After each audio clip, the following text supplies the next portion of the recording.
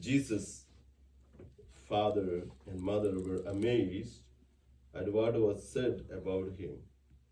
And Simon blessed them and said to Mary his mother, Behold, this child is destined for the fall and the rise of many in Israel, and to be a sign that will be contradicted.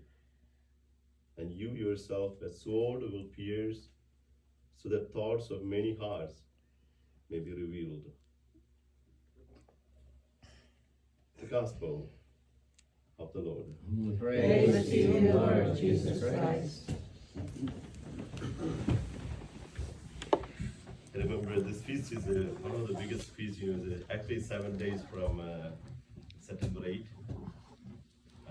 So it's like a seven joy and a seven sorrow of the Blessed Mother. There's also 7 joys of the Blessed Mother, and there is a 7 doctrine of the Blessed Mother and 7 homes of the Blessed Mother.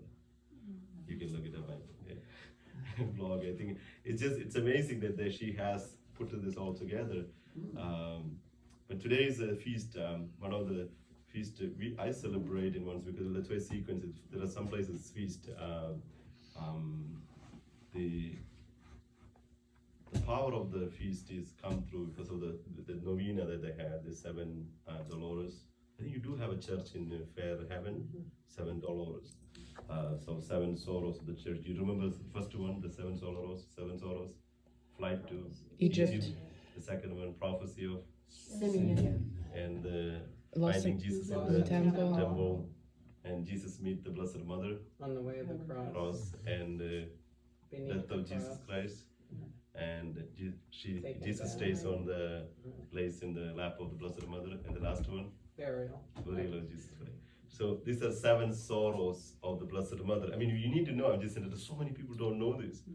Okay, I mean, even for me, it was harder. I remember, but one of the reasons I used to remember was we have a basilica was built by in our local place because we lost Catholic Church lost our church in fight to a schismatic. Actually, my father was brought up that church because we had a church that kind of split that took place between. They denied the supremacy of the Pope, so they became a schismatic church. They believe everything, but they didn't have the authority. They did not subject to the authority of the supreme pontiff. So they became a supreme, a kind of schismatic church. But the church went to court, and the Catholic Church lost in that battle. And so the business people in the town, in my town, get together and they built this huge church, big pillars. I think they call it one of the biggest one in Asia. Who knows? But it's a really tall one. So to make sure that we will have. So they have it's in the center of the church. One of the speciality of that church was I think John Paul II when he came, they made this basilica, and they made a perpetual adoration. But you won't believe, in the heart of the city, every time you walk in there are 200 people in the adoration. 200 people in the perpetual adoration. That is the beauty of this, like this. That's what I'm trying to tell you. This beauty, you won't believe that. So every time you can walk anytime you want, there'll be 200 people sitting and adoring the Blessed Sacrament. I mean, that's why it's just amazing. So it's very attractive to when my dad goes, my brother, my mom sometimes goes there.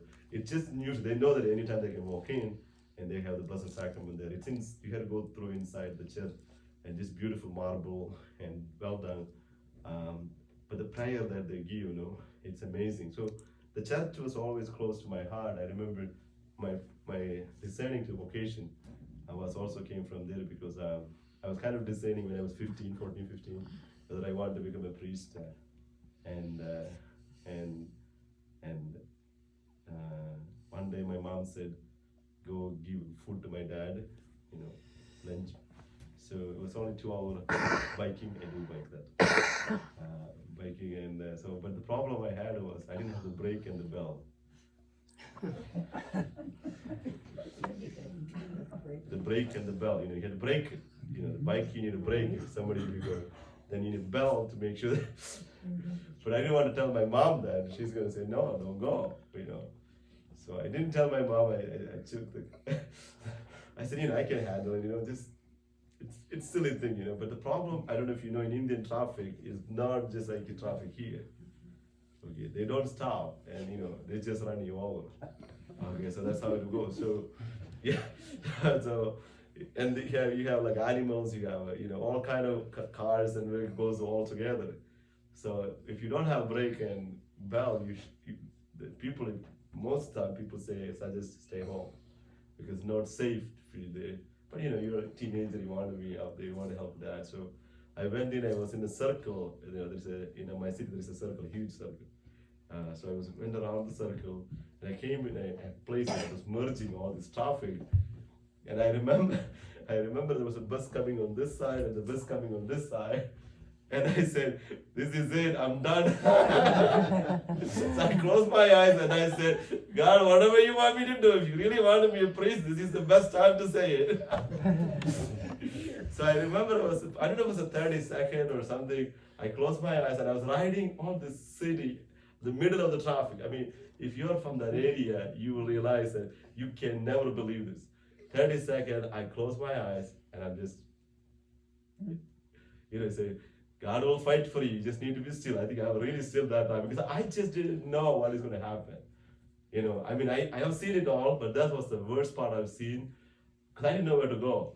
There's a bus coming on this side, bus coming on this side. And, the blind eyes are, blind spots very clear there.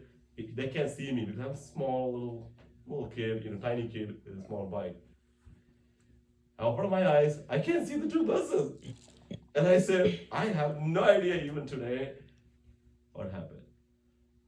So I remember, because I was thinking, about priesthood, and I said, I was praying for a miracle. If only if a miracle takes place, I would go to become a priest. That's what I was praying. You had to show me a sign. That's what I was saying. If you had to show me a sign. But I really took that seriously. I tell you, whatever happened there, I said, I stopped in this church, Our Lady of Dolores. And I said, God, I'm going to become a priest. I promise. So promise kept today. I'm just saying, that was one of my journey that I took in my life. So this feast has a lot to do with it because the church has a lot, because I know there was nobody there, but I knelt down and it took a little longer than I thought because I was kind of shocked, shaking up a little bit because I didn't think I was going to come out of it. I didn't tell my mom when I came. She was a little later. I took a little time because I took probably 1 or 2 hours in the church because I was kind of shaking it out a little bit, but it was a big decision, I think. And I was 15 years old.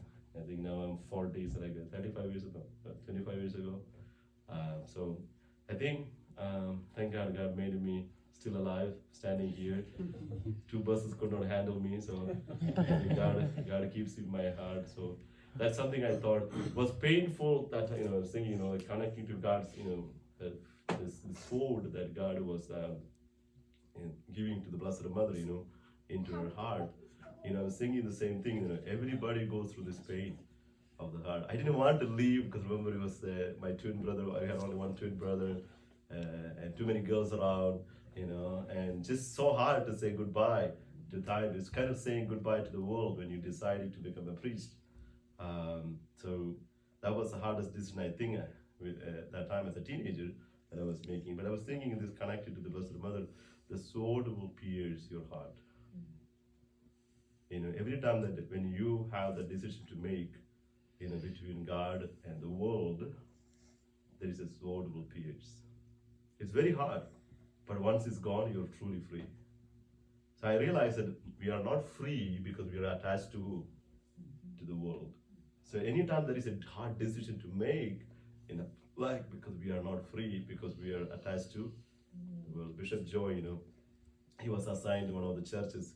The church name was Our Lady of Sorrow, and the bishop in the homily he said, "Oh, Father Joy, how did you assign to Our Lady of Sorrow?"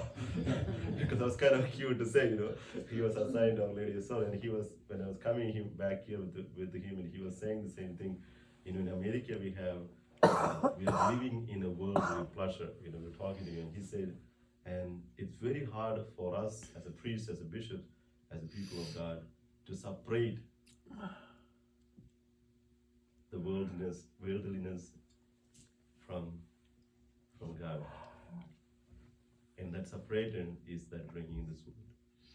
So when we meditate on this Our Lady of Sorrow, that's what we need to look. How can I separate my worldliness? Because there is so much. Can I find some time? Monsignor Lavelli, he was there in the funeral of Father Charles. You know what he said? Find your true love.